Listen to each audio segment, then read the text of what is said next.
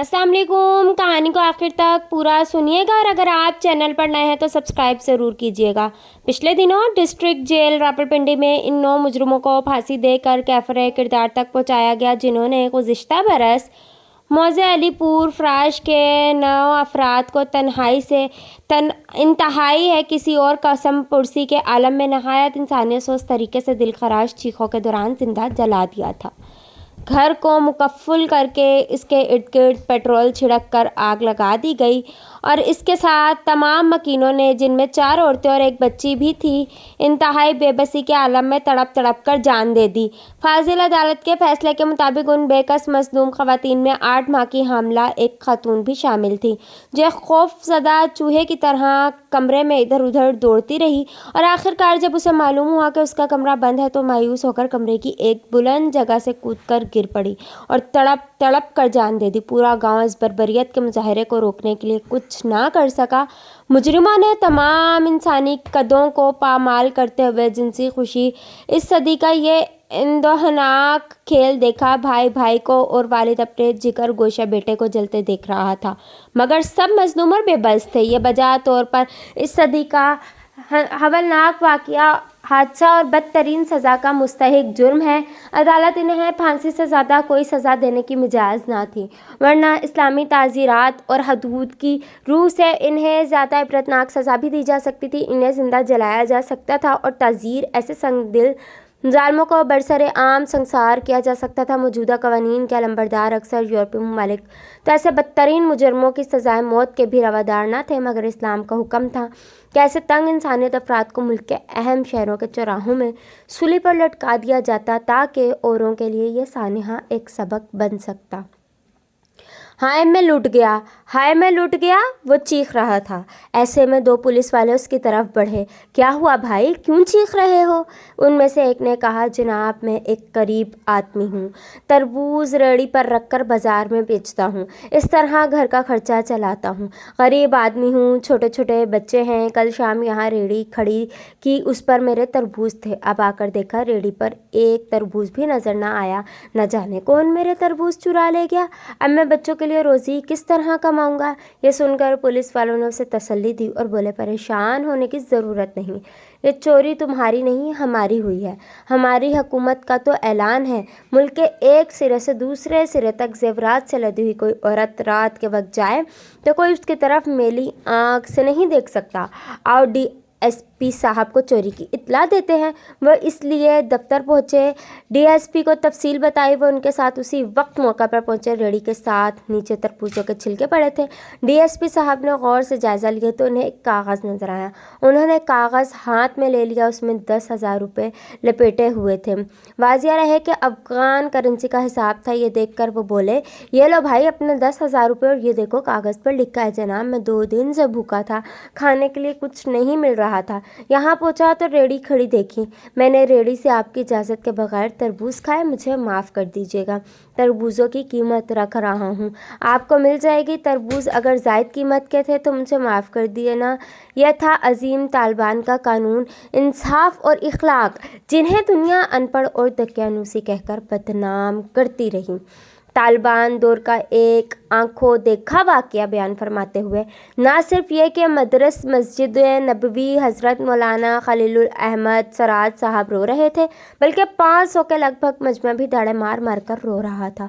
और एक अजीब और दिलफरेब मंजर था। हर दिल तालिबान के लिए गमगीन और आंखें आंसू बहाने पर मजबूर थीं।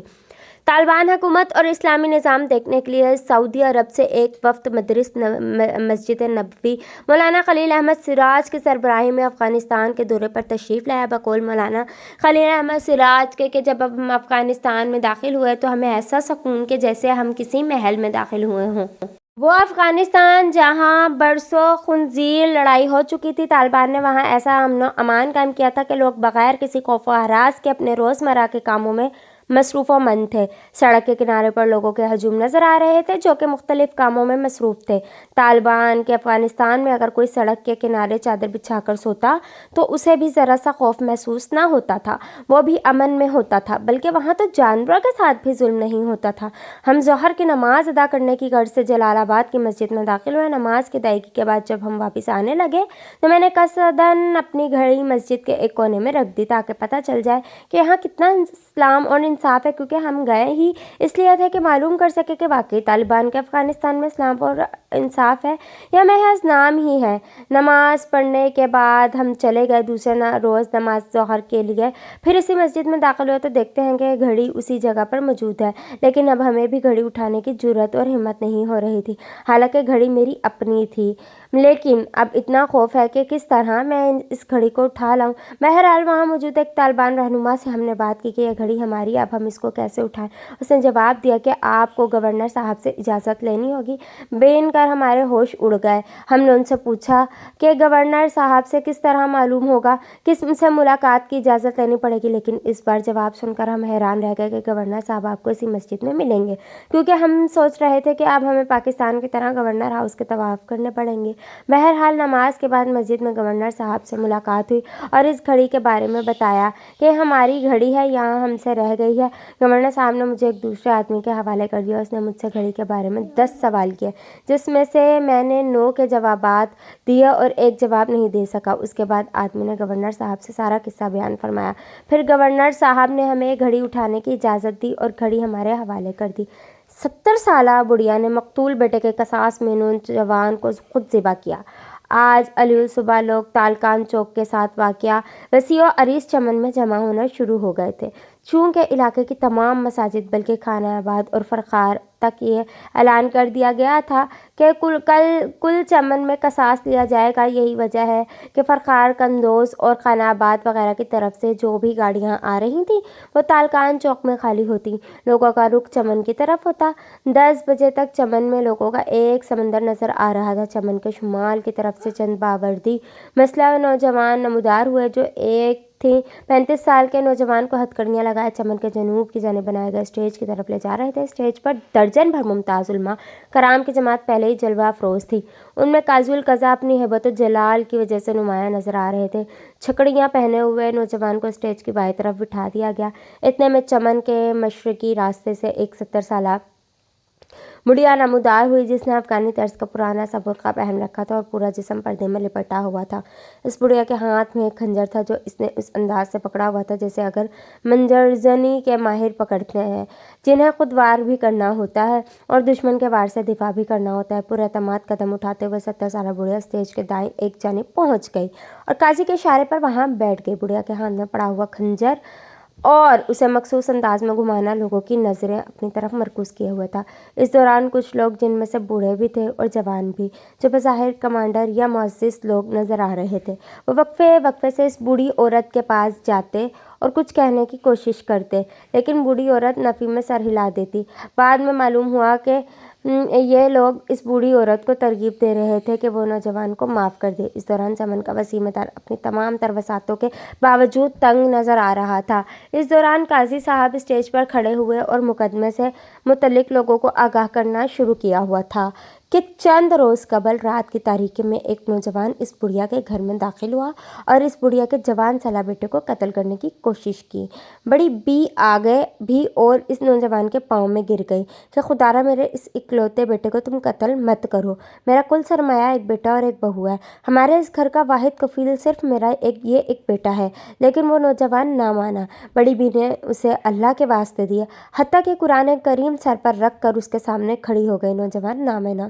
میں حیثیت ایک ماں اور اپنے بیٹے کی زندگی کے لیے جتنی فریاد کر سکتی تھی کی، لیکن مسئلہ نوجوان پر اس کا کوئی اثر نہ ہوا اور بڑی بی کے نوجوان وہ اکلوتے بیٹے کو ختم کرنے، وہ اس خاندان کے ایک ہی چراغ کو گل کرنے کا مکمل تہیہ کر چکا تھا۔ اس کی خونخوار آنکھوں میں خون اترا ہوا تھا۔ اسے نہ فریادی ماں کی کلیجہ چیرنے والی فریاد اور نہ ہی مسلمانوں کی مقدس کتاب جس کے نام پر مسلمان کٹ مرتا ہے नज़र आ रही थी। यूँ लगता था कि शैतान उसकी रग रग में सरायत कर गया है। और दूसरी तरफ बड़ी बी की नौब्याहता हाथ बांधे नौजवान से अपने सुहाग की भीख मांग रही है। मुसला नौजवान ने आते ही अस्ता की नोक पर बड़ी बी के जवान साल बेटे के साथ हाथ बुलंद कर दिए थे और उसे अपनी क्लाशनकोफ के निशाने पर रखा हुआ था। दफ्तन तड़ तड़ की आवाज़ आई और बड़ी बी का जवान साल बेटा खून में लथपथ फर्श पर पड़ा था। बीवी अपने सुहाग से लिपट गई, जिसके जिस्म से बहने वाला लहू दरवाजे से बाहर निकल रहा था, जबकि बड़ी बी ने अपना दामन फैलाया हुआ था और उसकी नज़रें आसमान पर थीं। वह ज़बान से कह रही थी, इलाही मैं तुझसे इंसाफ की भीख मांगती हूँ। इलाही, जिसने मेरी बहू का सुहाग और मेरे दिल का टुकड़ा छीन लिया तो उससे इंतकाम ले। सुबह होते ही बड़ी बी ने शरई अदालत का रुख किया। अभी अदालत का वक्त ना हुआ था, इसलिए वह काजी साहब के घर पहुंच गई। बड़ी बी की दर्द भरी दास्तान सुनकर काजी साहब की आंखों में खून उतर आया। तबीयत में इस्तराब और बेचैनी पैदा हो गई। उन्होंने अपने कमांडर को बुलाया और हुक्म दिया कि शहर का मुहासरा करके फ़ौरन कातिल को गिरफ्तार किया जाए। अफ़गान इस्लामी हुकूमत के क़याम के बाद उस शहर का ये पहला जुर्म हुआ था। काजी साहब ने आज नाश्ता भी ना किया। वह इस्तराब और बेचैनी की हालत में मकान के सहन में मुसलसल चक्कर लगा रहे थे। उन्होंने बड़ी बी से कहा, डाकू कातिलों और चोरों का दौर ख़त्म हो चुका है। अब यहाँ इस्लामी हुकूमत कायम हो चुकी है। मुझे उस वक्त तक चैन नहीं आएगा जब तक तुम्हें इंसाफ न दिलाऊं। जाओ, तुम्हें इंसाफ मिलेगा। काजी साहब जब अदालत पहुँचे तो इस्लामी पुलिस के चंद जवान एक नौजवान को झकड़ियाँ पहनाए अदालत के दरवाजे में खड़े थे। इसी दौरान बड़ी बी भी अदालत पहुँच गई। यहाँ फिर बड़ी बी ने अपना पूरा वाक़या बयान किया। जब काजी साहब ने नौजवान को मुखातिब करते हुए कहा कि तुम अपनी सफाई में कुछ कहना चाहते हो, तो उसने कहा, जो कुछ मुद्दई ने कहा वो सच है। काजी साहब ने इस ऐलान के साथ अदालत बर्खास्त कर दी कि कल फैसला सुनाया जाएगा। कातिल का ताल्लुक एक बड़ी जमात और बड़े ख़ानदान से था, जिन्होंने कातिल को बचाने के लिए भाग दौड़ शुरू कर दी। उनके पास एक ही रास्ता था कि वह बूढ़ी अम्मा को राज़ी कर लें कि वह खून बहा लेकर कातिल को माफ़ कर दे। इसकी जमात के बड़े बड़े कमांडर बड़ी बी के पास गए, लेकिन बड़ी बी, जिसके कलेजे में इकलौते बेटे के कत्ल का तीर बेबस था, उसने किसी की एक भी ना मानी। दूसरे दिन वक्त मुकर्रर पर मुद्दई और मद्दा के अलावा इलाके के लोगों से अदालत का अहाता खचाखच भरा हुआ था। काजी साहब ने खड़े होकर ऐलान किया कि मकतूल के बदले कातिल को कसास में कत्ल किया जाएगा। ये कसास कल चमन में होगा। कसास मकतूल की वालदा लेगी, जो अपने हाथ से कातिल को ज़िबा करेगी। उसके साथ ही अदालत बर्खास्त हो गई। काजी साहब स्टेज पर खड़े लोगों को मुकदमा सुना रहे थे, जबकि बड़ी बी बेताबी की हालत में खंजर घुमा रही थी। काजी साहब की तकरीर ख़त्म होते ही चंद फौजी जवान आगे बढ़े और कातिल को बड़ी बी के सामने लिटा दिया। बड़ी बी इस फुर्ती से उठ खड़ी हुई, गोया वो 70 साल की बुढ़िया नहीं, 16-17 साल की जवान हो। बड़ी बी ने कातिल को बालों से पकड़ा और गर्दन पर खंजर चला दिया। खंजर चलते ही खून की धार की और नौजवान ने तेज़ी से करवट बदल ली। इतने में कुछ फासले पर खड़ी एक नौजवान औरत बुरके में लिपटी हुई भागती बड़ी बी के पास पहुंचना चाह रही थी। ये मकतूल की बीवी और बड़ी बी की बहू थी। कातिल के वर्षा उसे पहचानते थे। उनके दिलों में उम्मीद की एक किरण पैदा हुई। उन्हें उम्मीद हो चली थी कि वो माफ़ी का ऐलान करेगी। नौजवान औरत, जिसकी रगों में अफ़गानी खून था, उसने बड़ी बी के पास पहुंचकर ज़ोर से कहा, अम्मा, तुझसे ज़िबा नहीं होता तो खंजर मुझे दे। तूने उसे करवट बदलने का मौका क्यों दिया? बड़ी बी, जिसने कातिल को बालों से पकड़ा हुआ था, उसने झटके से इसे सीधा किया और लम्हा भर में उसका सर तन से जुदा कर दिया और लहू बहते खंजर को जमा के सामने बुलंद किया। खून अपनी पेशानी पर लगाया, फिर खंजर को बोसा दिया। हज़रत मौलाना मुफ्ती मोहम्मद तकी उस्मानी साहब ने फरमाया, 1973 में जब सऊदी अरब गया तो वहाँ के एक बाशिंदे ने मुझे अपना वाक़या खुद सुनाया कि एक मर्तबा मैं कपड़ा ख़रीदने के लिए बाज़ार गया। एक दुकान में दाखिल होकर बहुत से कपड़े देखे। दुकानदार पूरी खुश अखलाक़ी से मुझे मुख्तलिफ़ कपड़े दिखाता रहा। बिला आखिर मैंने एक कपड़ा पसंद कर लिया। दुकानदार ने मुझे कीमत बता दी। मैंने दुकानदार से कहा, मुझे ये कपड़ा अपने गज़ काट खरीद दो। उस पर दुकानदार एक लम्हे के लिए रुका और उसने मुझसे कहा, आपको ये कपड़ा पसंद है? मैंने कहा, जी हाँ। कहने लगा, कीमत भी आपकी राय में मुनासिब है? मैंने कहा, जी हाँ। उस पर उसने कहा कि अब आप मेरे बराबर वाली दुकान पर चले जाइए और वहाँ से एक कपड़ा इसी कीमत पर ले लीजिए। मैं बड़ा हैरान हुआ। मैंने उससे कहा कि मैं इस दुकान पर क्यों जाऊँ, मेरा मामला तो आपसे हुआ है। कहने लगा, आपको इस बहस में पड़ने की ज़रूरत नहीं, आपको जो कपड़ा चाहिए वो वहाँ मौजूद है और आपको इसी कीमत पर मिल जाएगा, जाकर वहाँ से ले लीजिए। मैंने कहा कि पहले मुझे वजह बताइए, क्या वो आप ही की दुकान है? उसने कहा नहीं। अब मैं भी अड़ गया और मैंने इसरार किया कि जब तक आप मुझे वजह नहीं बताएंगे मैं इस दुकान पर नहीं जाऊंगा। आखिरकार उसने ज़र्द होकर कहा कि आप ख्वाह बात लंबी कर रहे हैं। बात सिर्फ इतनी है कि मेरे पास सुबह से अब तक बहुत सारे ग्राहक आ चुके हैं और मेरी इतनी बिक्री हो चुकी है कि मेरे लिए आज के दिन के हिसाब से काफ़ी हो सकती है। लेकिन मैं देख रहा हूँ कि मेरा पड़ोसी दुकानदार सुबह से खाली बैठा हुआ है, उसके पास कोई ग्राहक नहीं आया, इसलिए मैं चाहता हूँ कि उसको भी कुछ मिल जाए। आपके वहाँ जाने से उसका भला हो जाएगा। आपका इसमें क्या हर्ज? एक पाकिस्तानी डॉक्टर जो एक अस्पताल में काम कर रहा था, कई दफ़ा मुख्तलिफ़ नर्सों के साथ मुख्तलिफ़ औकात में देखा गया। हुकूमत ने उससे जवाब की तलबी की, उसे जवाब दिया कि ये मेरी बहनें हैं। गवर्नमेंट ने उस चीज़ को रद्द कर दिया कि उनके वालिद के नाम और डॉक्टर के वालिद का नाम एक नहीं। डॉक्टर भी ढीठ था, बाज ना आया। चुनाचा महकमा अमर बिल मारूफ व नही अनिल मुनकर ने उसको समन जारी कर दिया। लोगों ने उसको इस्लामी सज़ाओं के मुताबिक डराया। चुनाचा रात के वक्त वो तमाम डॉक्टरों को लेकर मेरे घर आया कि डॉक्टर के साथ जाकर जज साहब से मिलूं और उसको माफ़ी दिलाऊं ताकि कल अदालत ना जाए। मैंने डॉक्टर को बहुत समझाया कि इस्लामी शरीयत में सिफारिश का कोई मकाम नहीं, बल्कि सिफारिश को मुजरिम के साथ मिलाया जाता है।